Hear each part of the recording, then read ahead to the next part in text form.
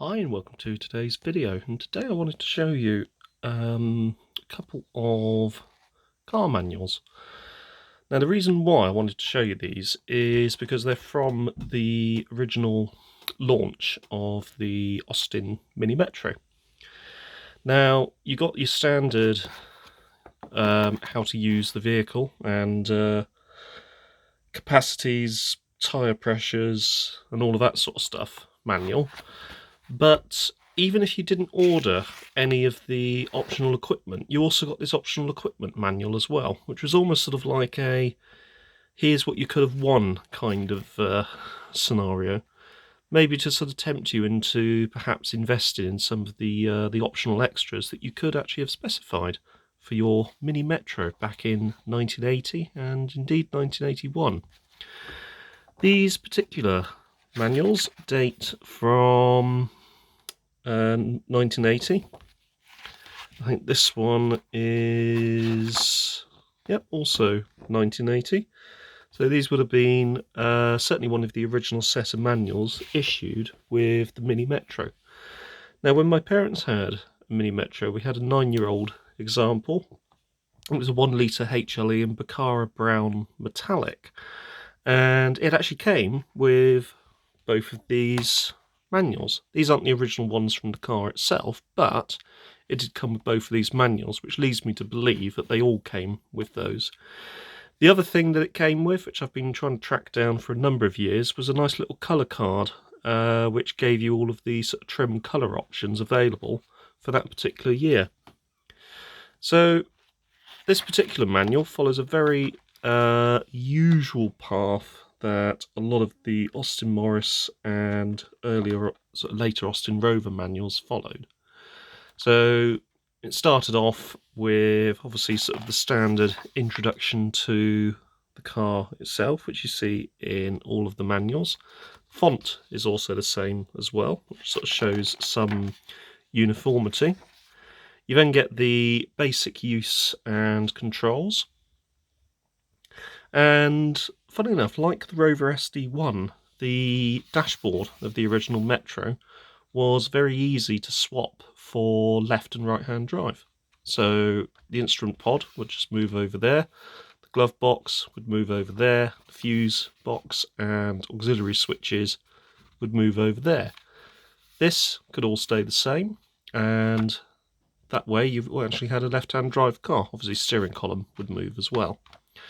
But yeah, you didn't have to have really a separate moulding for left or right hand drive, which was something that was pioneered with the SD1. And I think the last car I saw that actually had it or sort of used that was the Freelander one, which had a very sort of similar sort of single piece moulding dashboard, instrument pod, and on the passenger side there was, certainly on the example I had, there was a huge bin for oddments, but on later, slightly higher spec models, that was actually a passenger airbag. But the whole instrument binnacle could be moved from one side to the other for left-hand drive examples. So it was something that British Leyland and then later Austin Rover were sort of quite famous for doing. I think the Discovery 2 was similarly set up as well. I don't know of any more modern Land Rover products that do it though, unfortunately. So you had your standard controls and operating, as we can see here. And certainly one of the really cool things about the miniMetro was this seating arrangement. So you could either have it folded flat, or you could flip it all the way up so that you had maximum amount of boot space. That for long loads, that for maximum space with the seats completely out of the way. Something that you arguably saw first off in the Austin Maxi. And it was an innovation that you saw a lot in cars by Austin Rover.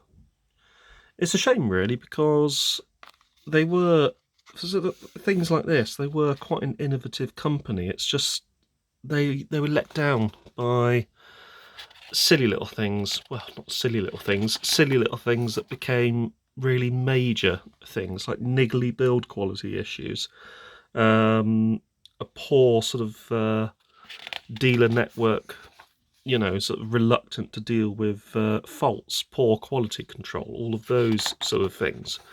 I mean, the products that they actually put out were, especially sort of when you think of the little miniMetro here, were actually quite forward-looking and surprisingly practical, but it's just the little things that let them down.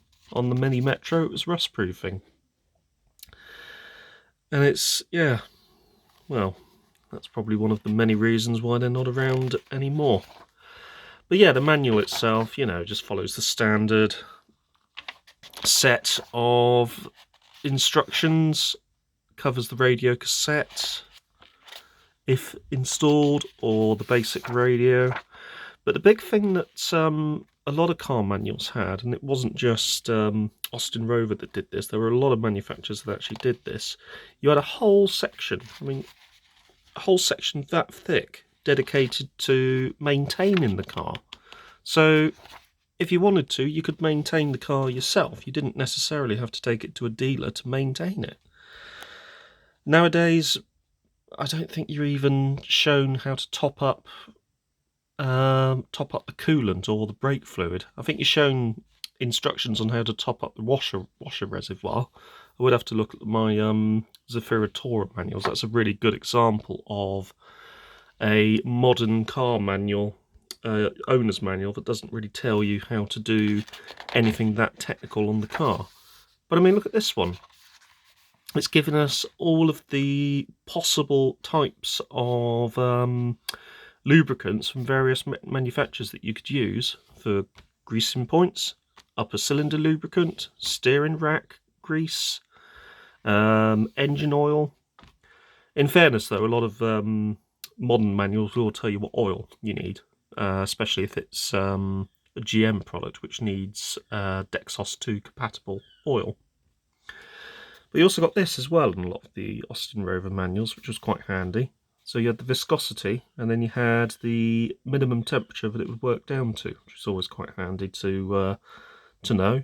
So if you were taking your Metro to, I don't know, Finland, for example, or the Arctic Circle, you might want to equip it with 5W20 oil, which is absolutely fine for temperatures -10 down to -30. But you got a maintenance schedule, so it tells you what you should be doing on a daily basis, on an annual basis, so every 12,000 miles, and indeed every 2 years or every 24,000 miles. So every 24,000 miles you should be renewing the antifreeze solution, the oil filler cap, the distributor points, and the alternator drive belt. According to this, you should be checking daily. You should be checking operation of lamps, horns, warning indicators, screen wipers and washers, and condition of driving mirrors. Weekly engine oil, coolant level, screen and washer levels, brake fluid level, and clutch fluid level.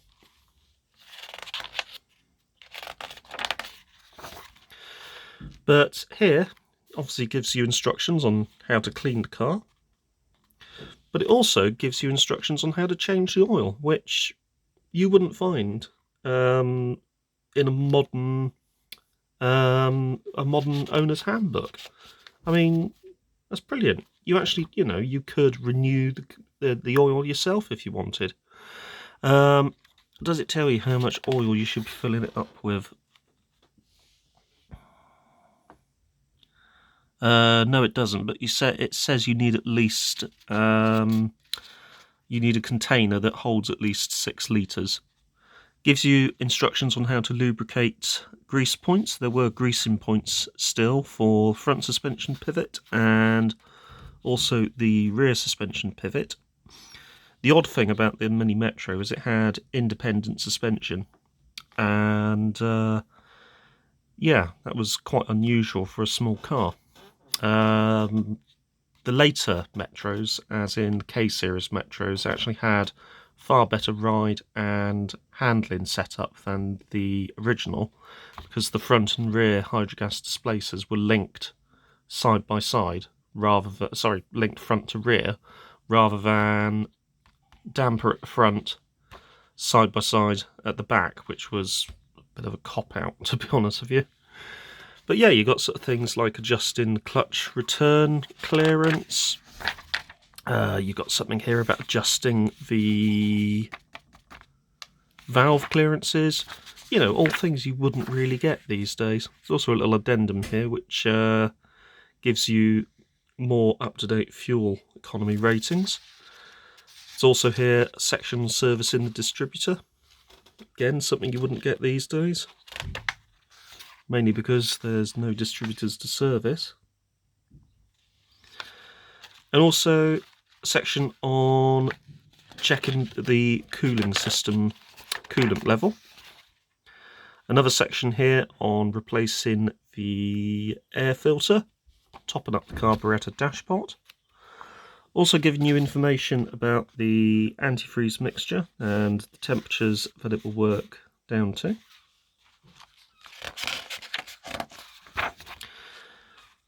Renewing the spark plugs, always quite handy. Also gives you information about gapping the spark plug. And obviously a section here on the brake and clutch fluid reservoirs as required. If I recall, I'm pretty certain the 1 litre had a different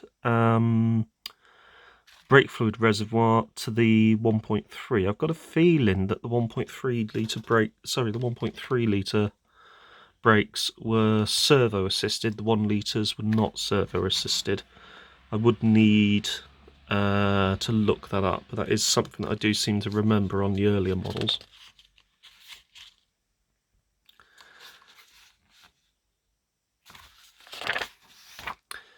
The clutch was hydraulic, which again on a cheap small car was quite unusual. In my humble opinion, a hydraulic clutch gives you a much nicer progressive feel than a cable operated clutch, but each to their own as regards that.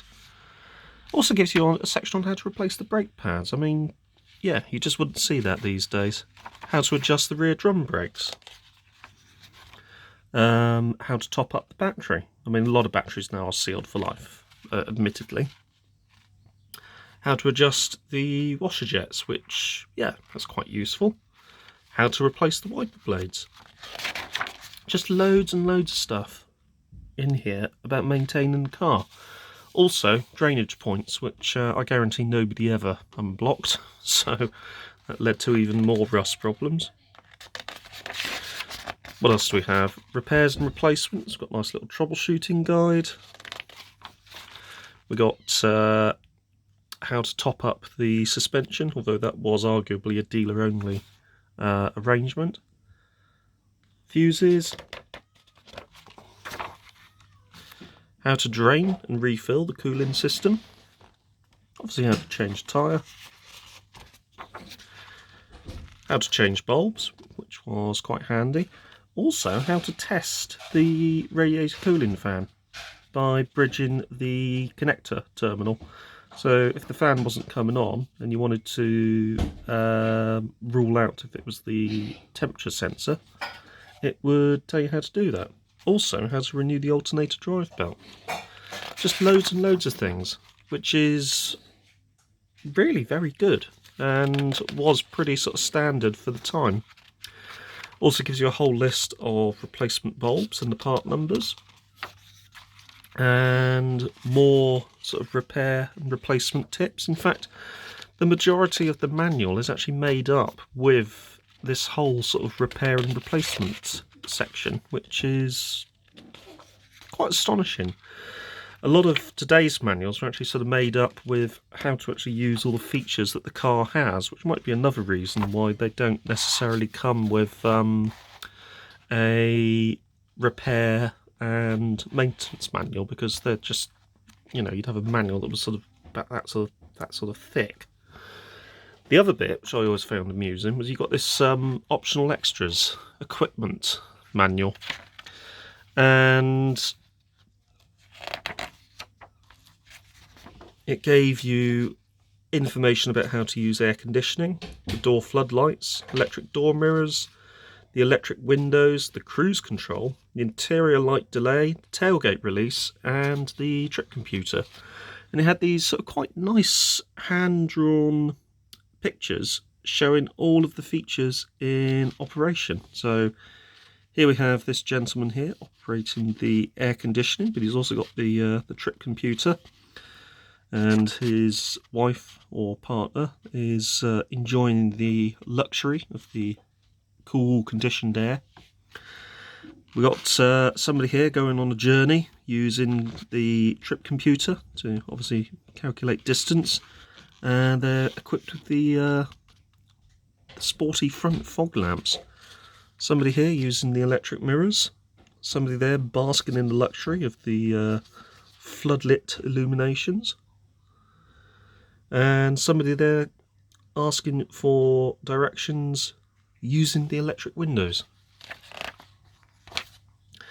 Then it gives you instructions on how to use all of these features that you probably didn't have on your car.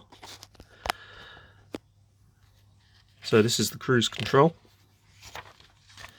This is the rather illustrious, much sought after air conditioning. That's the floodlight. That's the elegant electric mirrors. And that there is the electric windows, complete with how to wind up the electric windows should they fail for whatever reason. Now we've got a whole section on using the Austin trip computer. Then the interior light delay and how that's actually used. And, blimey, there's one that's sort of missed my attention, the electric tailgate release, which is literally just a button down by your knee, it would appear. And then you got a whole section for notes, possibly to write in there about how your life is pointless because you don't have any of these desirable accessories. Now, I wonder if it actually tells you at the beginning that you can actually get these from your Austin Morris dealer. If you did not include some or any of these items when ordering your new car, most of them are available through Unipart and obtainable from your local stockist or BL Cars dealer. The air conditioning came as a crate, so part GAC 3000 if I remember rightly, so I think you could get that actually dealer fitted. Actually came in sort of literally in a crate. Door floodlights, I'm sure they could be dealer fitted. Not so sure about the trip computer, although I think a lot of these would be dealer fit options, to be honest with you, if not all of them. The only one that might be a bit tricky is possibly the cruise control, but even then I don't think that would be too difficult to install. I mean, it was certainly back then, it was not a very complicated car, so it wouldn't have been too difficult to remove the various bits of trim that you needed to remove to get these bits installed. But yeah, there we go. Rather little interesting journey down memory lane, and another video that I've dedicated to the Austin miniMetro. Anyway, if you have found this video interesting, don't forget to hit the like button, don't forget to subscribe, and I'll see you again very soon. Take care, and thanks for watching.